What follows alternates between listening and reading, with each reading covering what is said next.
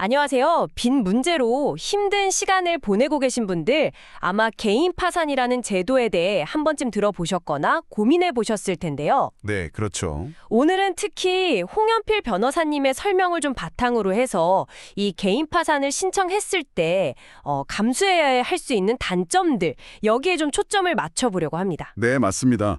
개인 파산이 분명 빚에서 벗어날 수 있는 어떤 강력한 방법이긴 한데 이게 뭐랄까 동전의 양면처럼요. 분명히 따라오는 불편함이나 불이익도 있거든요. 그렇죠. 그래서 이걸 신청하기 전, 그와 후 어떤 점이 달라지는지 이걸 명확히 아는 게 중요하다고 생각합니다. 맞습니다. 그래서 오늘 저희가 이 단점들을 하나하나 좀 짚어보면서 정말 정보에 입각해서 현명한 결정을 내리시는데 도움을 드리고자 합니다.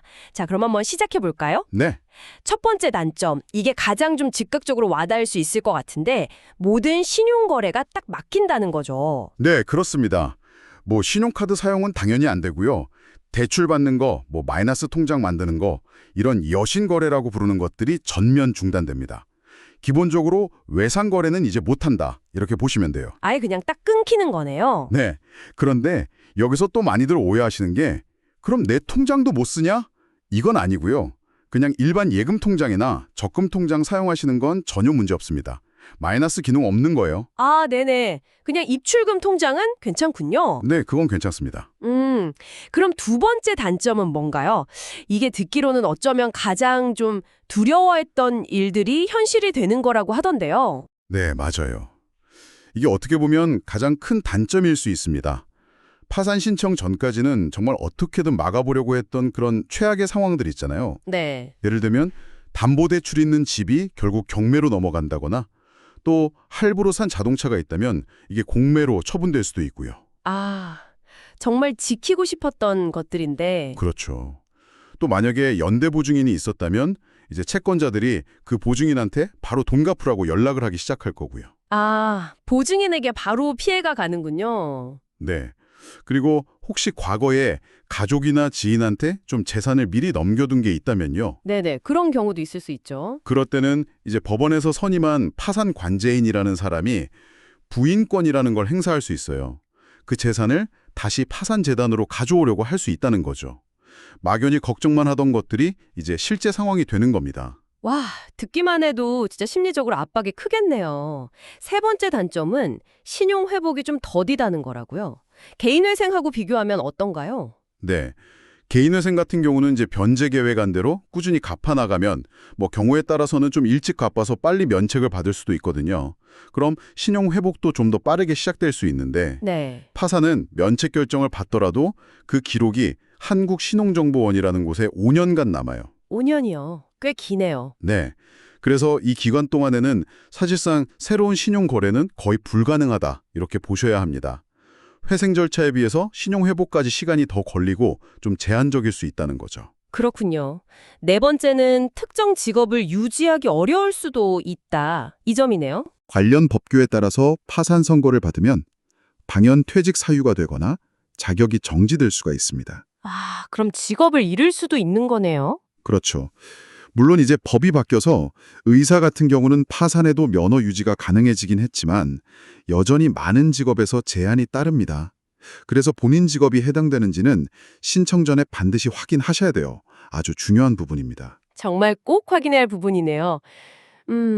다섯 번째는 추심 중단 효과가 바로 없다는 점. 이것도 개인회생과는 좀 다르다고요. 네, 그것도 중요한 차이점인데요.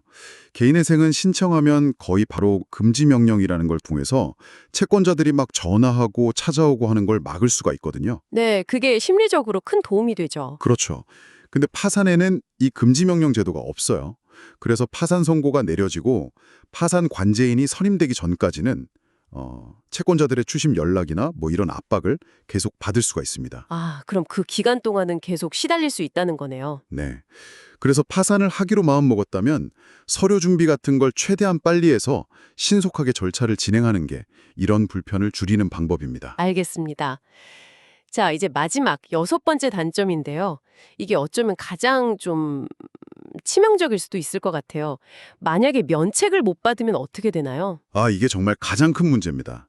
파산 절차의 최종 목표는 결국 이 면책 결정을 받아서 빚을 탕감받는 거잖아요. 네, 그렇죠. 그런데 만약에 법원에서 여러 가지 이유로 면책을 허가하지 않는다, 즉 면책 불허가 결정 가면요, 그 다음에는 다시 면책 신청을 하거나 파산 자체를 다시 신청하는 게 원칙적으로 불가능합니다. 다시는 신청할 수가 없다고요? 네. 개인회생은 뭐 기각되거나 폐지돼도 다시 신청하는 게 비교적 자유로운 편인데 파산은 한 번 면책 불허가가 나면 사실상 구제받을 방법이 거의 없어요. 이게 정말 큰 단점이죠. 그래서 면책 불허가 사유에 해당될 가능성이 조금이라도 있다면 파산 신청 자체를 굉장히 신중하게 고민해야 합니다. 와, 이건 정말 크네요. 그럼 정리를 한번 해볼까요?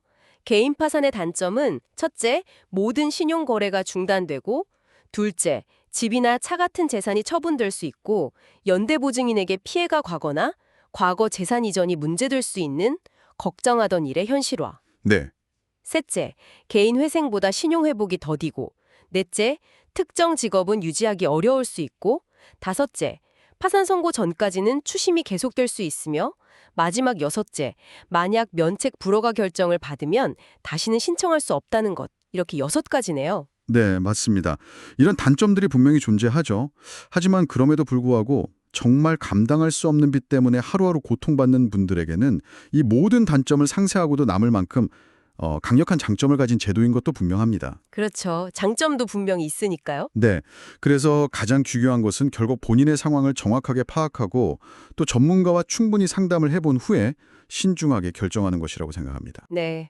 오늘 저희가 함께 짚어본 이 개인 파산의 단점들, 만약 당신이 비슷한 어려움에 처해 있다면 이 정보들이 앞으로의 길을 결정하는데 어떤 영향을 미칠 수 있을지 한번 깊이 생각해 보시는 건 어떨까요?